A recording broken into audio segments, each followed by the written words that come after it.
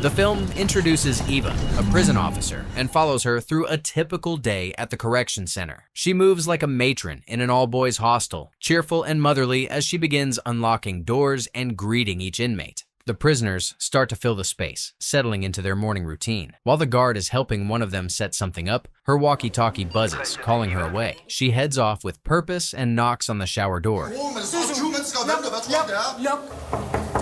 where a group of frustrated residents has gathered. They're angry because Lhasa is using up the water and cutting into the rest of their shower time. When she's not dealing with bathroom problems, she returns to assist another man with his math. He's good at it, although he refuses to write down the answers himself, which she has no problem doing for him. Later, the only woman in the room sits among the other officers as they go through a meditation exercise. The session is meant to help them manage their emotions since they're regularly faced with rebels, and the quiet breathing exercises offer a rare moment of peace in an otherwise tense environment. With a coffee in hand, the lady stands by the window and watches as a van unloads a new group of guys. They're young, tough-looking, and in handcuffs, and they all seem like they came from the same crew. But she doesn't watch casually. Instead, there's a focused intensity that has her rushing down to the control room, where she's hurriedly pulling data from a computer while a colleague impatiently knocks, asking to be let in. At number 37 in the data log, a name from her past appears, a ghost that freezes her for a moment as she stares at the photo with a calm but unreadable resolve. Her usual cheer fades, replaced by a tiredness that suggests it's been a long day she wouldn't mind stepping away from. Back in the control room, she watches Mikkel as he changes out of his regular clothes under the orders of another guard, a detached, indifferent man whose cold attitude grows more obvious the longer she watches. But the day must go on, so she moves through lunch and returns to the operations center to handle some mail she's been asked to deliver. Still, her colleague notices she's been distant and asks if she's okay. So Eva responds dismissively and more aggressively when the man pushes to help, offering to cover her night shift for her. With his help not needed, he lets her be. The troubled woman carries the mail to the appropriate station just as Mikkel is led in through the hallway gate. It's the closest she's been to him so far, even if he has no idea she's there. Then, the man behind the counter has to call her focus back, because her signature is needed to complete the delivery. Once that's done, she impulsively follows his trail, rounding the corner and unlocking the gate to stay on his heels. Somehow, she manages to keep a safe distance as he's led down the hallway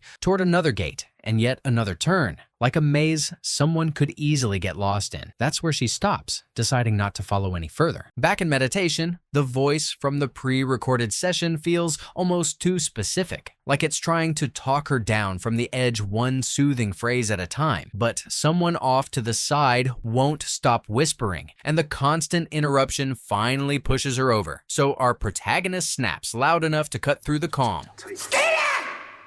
After the session, she mentally makes a decision, and before long, she willingly goes to see her warden, sitting patiently through a bit of his home life, quietly observing as he struggles with his daughter. And when he casually asks if she has kids of her own, she simply says no. Not sure why the woman dropped by, he eventually asks what brought her there. So the visitor starts talking, but most of it circles the point, and he gently nudges her towards something more direct. She tries to explain that something has shifted since she started working at the institution, and that she's no longer as neutral as she used to be. But when he asks if it's about one of the inmates, the staffer hesitates, unsure how much she's actually willing to say. Eventually, she admits her problem isn't with a resident, but with someone on the staff in her block. And even though she knows she could have gone to her supervisor, the lady decided to go straight to the warden instead. When he asks why, she gets a bit braver and says she wants to be transferred to a different block. It's doable, as some departments are short-staffed, but she's not just looking for any spot. Dead set on Center 0, the high security unit. Seeing she's serious about it, her boss starts clicking away at his keyboard to see what he can work out. The lone woman lands the transfer, moving from Vester 5 to Center 0, where she's introduced to the head of the department, Rami. He's convinced his addition to the team is used to handling compliant prisoners, but she mildly disagrees. So, to drive the point home, he tells her to take off her earrings and her tie. Her first task is serving food to the confined, accompanied by another guard who unlocks their heavy steel doors while she hands over the trays. This block is far different as the doors are tougher, and the lot inside doesn't seem to talk much, not even responding to her greetings. Still, her mood stays untethered, and that doesn't change until they arrive at Cell 017. Unlike the others, the man inside doesn't immediately get up to collect his tray, and instead, he stays in bed, groggy and slow to respond. It's only after the second call that he finally moves, as though he hasn't quite settled into his surroundings yet. Or maybe that sluggishness is just his built-in way of pushing back. He takes his time walking toward Eva, and when he finally stops, he stares at both her and the tray for a while, before taking it from her hands. Her eyes linger a little longer than they should, and there's something gentler in the way she watches this particular resident. Later, chaos breaks out with one of the confined. It takes multiple staff members to get the man under control, and she's among them, caught in the thick of it. This level of force isn't what she's used to, and the constant tension from both sides makes the whole block feel more like a battlefield than a workplace. When the shift ends, she doesn't leave right away. Something holds her back, and after a moment of hesitation, she quietly approaches cell 017, leaning in, peeking through the narrow opening on the door, but someone sees her new superior, who wastes no time calling her out. No officer is allowed to approach isolation units alone, yet she claims she was reacting to a distress sound. The reprimand continues in the office, where the man in charge lays it out bluntly. The occupant of that cell isn't just another tough case. At 25, he's already deep into a second sentence after killing another guy. Same age, same cell block, stabbed him in his sleep and kept going until the mattress soaked through. Empathy, according to the department head, has no place here. The young convict is unstable, and no one in this wing is considered salvageable. That's why Center 0 exists. Throughout the entire lecture, she just sits there, barely blinking, with eyes that are already shiny, like they're holding back tears. It's hard to tell if it's from the weight of the story or something more personal, maybe pity or maybe guilt that's slowly catching up. And when the question finally lands whether handling everything that comes with that block is even possible, there's no response, not a word. The silence lingers, long enough for the warden to draw his own conclusion. This one isn't ready after all. But as soon as the office is empty, this persistent character moves, pulling out Mikhail's file and flipping through the pages, not aimlessly, but with sharp, deliberate eyes. And midway through, her fingers slow, and they finally stop. Then she whispers something of an apology that's soft and broken, but not to the room, rather to the photo staring back from the file. Her hands press against her face, and although she tries to stay composed, it doesn't hold. She breaks down completely, loudly, and messily until the silence is filled with nothing but grief and whatever else she's been holding back. Once the tears finally run dry, Eva quietly slides the file back into its hiding place. But instead of leaving, she turns to Mikkel's personal things, reaching for his wallet. And the moment she touches it, her grip changes, like she's holding something that still matters too much. Her thumb traces the edge, and she just stares at it for a while, almost like she's remembering something. Then those eyes drift again to his door, and they stay locked there, not moving. The very next day, she's right back at it. While everyone else carries on like it's just another shift, the unraveling is digging again, going through that same small box of Mikkel's belongings. But this time, she finds a journal that she doesn't flip through yet. Instead, she hides it away carefully, like it's something she's not quite ready to face, but definitely plans to when there's more time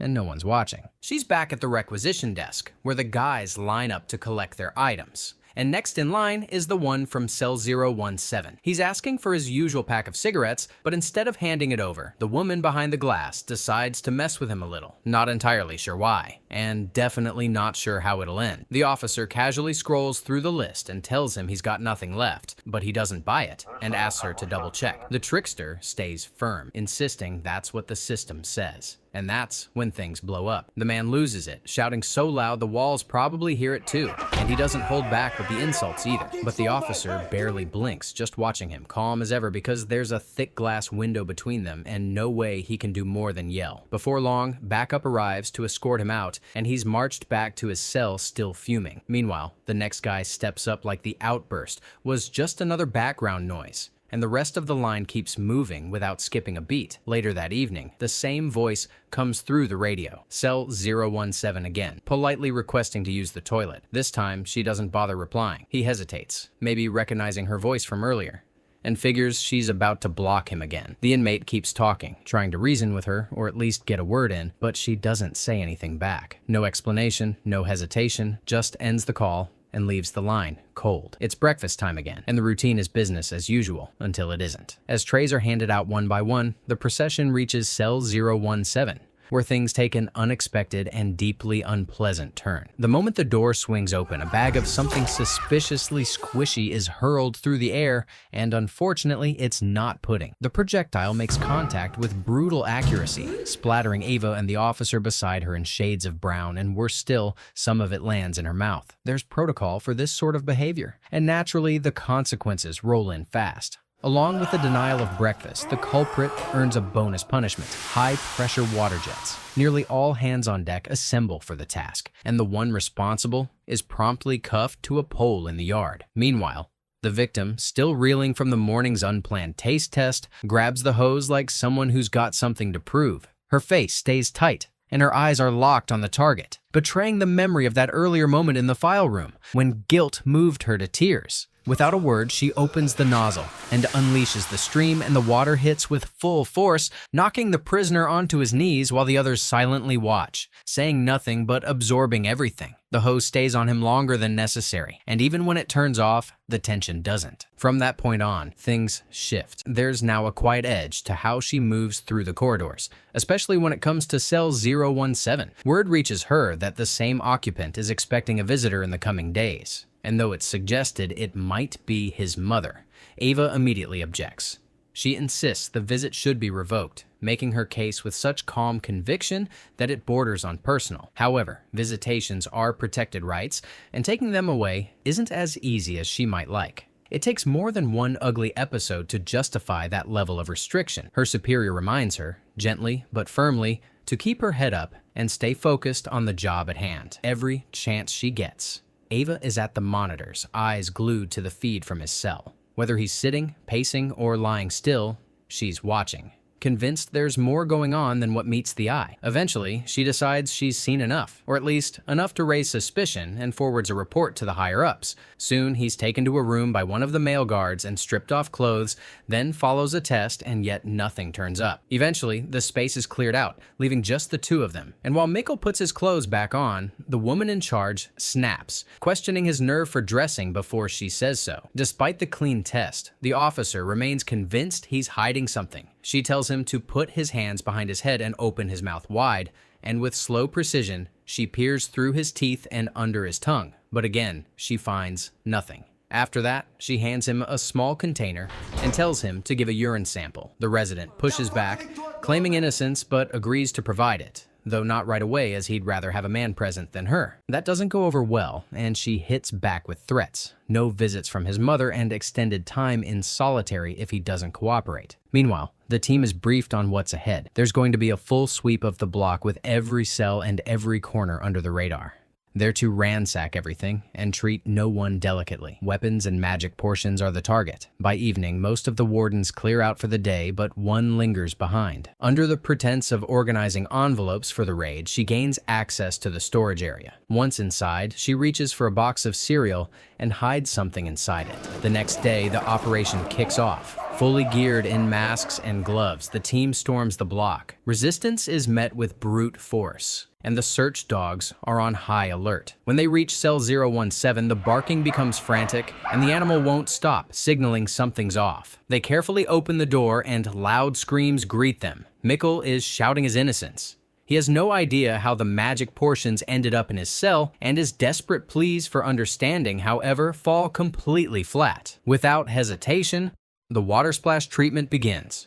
From the back, the woman in uniform watches in silence until something snaps. Without warning, she's very unbothered, very undemure, storming forward and hitting him with her baton over and over again, fury flashing across her face with each blow. Now, she's sitting before a panel. The incident from the night before has forced her superiors to investigate. A clip of her charging into cell 017 plays in the room, and she's asked to explain herself. They want to know why the person in that room is now in the sickbay with a fractured skull and a broken faucet for a nose. At first, she hesitates, and then she starts to speak, but the words barely land. Nothing she says makes enough sense to hold up under scrutiny. That's when her department head steps in. Rami quickly steps up and takes over the explanation. According to him, the inmate had been armed and heavily under the influence of the drugs found during the search. His erratic state, Rami argues, posed a serious threat. and so the officer had to act fast to protect the team and maintain control. One member of the two-person panel, however, isn't buying it. She pushes back hard, clearly irritated. As far as objections go, no employee has the right to leave someone in such a near-death state no matter the circumstances. The exchange grows tense, and head of department fires back, accusing the board of setting this whole situation in motion by planning the raid in the first place.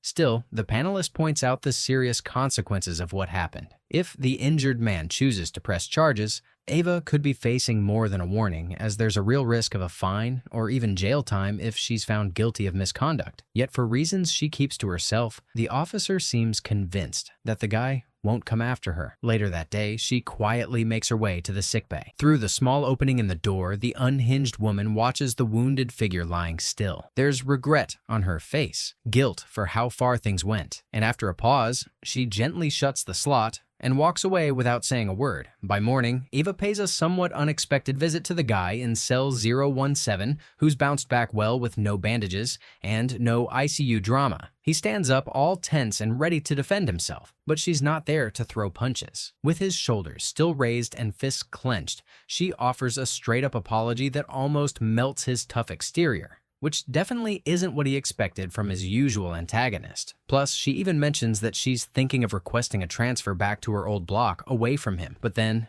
in a twist, the young man actually wants her to stay. For him. It's enough that she took him out for some fresh air, and he'd want that to happen more often. Also, he sets her straight on the exact cigarettes he smokes, which catches her off guard, but she doesn't mind sticking around. Taking him out for air becomes their new routine.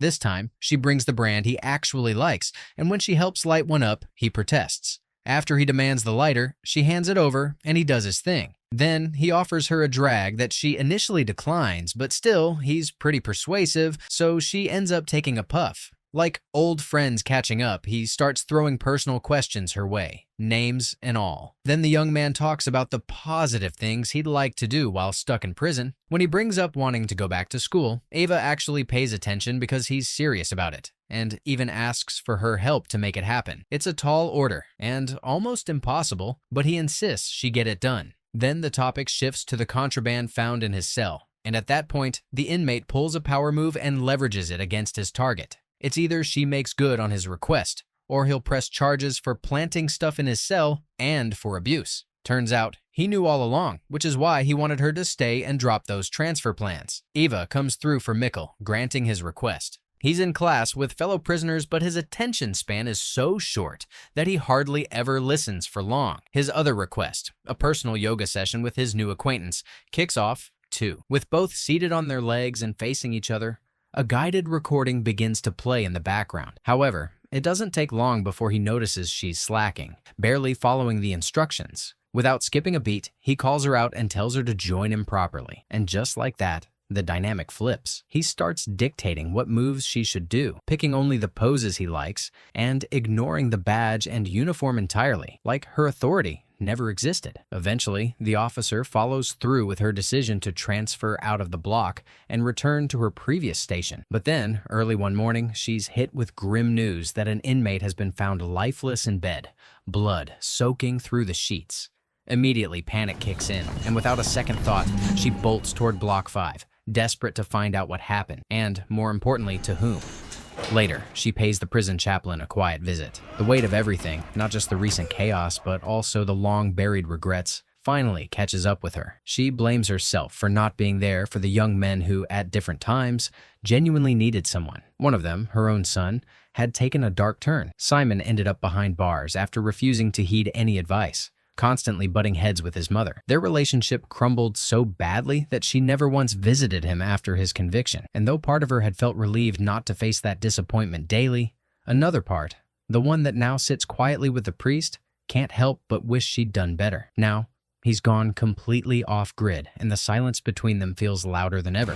While supervising basketball hour, the woman in uniform watches him from the sidelines, but not long into the session, she blows the whistle and calls it off, just like that. The guy with the ball pauses, thinking maybe her shift's done or she's just tired, so he protests, insisting his time isn't up. But she's not talking about hoops, and is done playing his kind of games altogether, and finally drops the bomb. She's submitting her transfer request. Predictably, he tosses the usual card on the table, those charges he's been holding over her head like a winning hand. Instead of backing down, Ava offers him a different deal. One day outside, that's a full-day release with her, something he can have in exchange for putting that threat to rest. Later that week, during the warden's meeting, forms are being reviewed. Routine business, all going smoothly until a file lands on the desk with Eva's name attached to a request for a prisoner's day release. And not just any prisoner, it's Mikkel. The room shifts. Eyes lift, and silence weighs heavy. Remy instantly shoots down the whole idea, firmly insisting that someone with such unpredictable and erratic behavior absolutely cannot be let out, and yet the young woman doesn't back down. She continues explaining how the kid really needs this kind of break to keep making progress. On top of that, she proposes a supervised visit to a quiet, peaceful area outside the prison walls, somewhere with a bit of fresh air and nature's calm to hopefully do some good. Fortunately, her persistence pays off because the official in charge finally agrees to push through a 6-hour release, but only if the inmate is accompanied by 2 officers at all times. When the big day arrives, the young man is escorted out by the same woman along with another guard, and his mom is genuinely excited to see him again, especially thrilled that he's able to come visit. He even shows up with flowers in hand, which definitely earns him some bonus points in the Son of the Year department. After a lighthearted back and forth about whether they should sit downstairs or upstairs, his mother leads them upstairs to share a meal. As they sit down to eat, the young man eagerly tells his mom about his improvements at school, proudly bragging about the good grades he's been earning. His mom beams with pride and even suggests he should think about continuing his education after he's released, which is something he hadn't really considered before, but clearly finds interesting. The woman who escorted him also agrees it's a great idea, encouraging him to keep that goal in mind. By now, he's grown quite fond of the prison guard, who's been looking out for him, and he tells his mother about her kindness with a small, appreciative smile. But just when the moment seems sweet enough, he suddenly turns around and accuses the same woman of beating him mercilessly, catching everyone off guard. The woman in uniform doesn't quite know how to handle the curveball.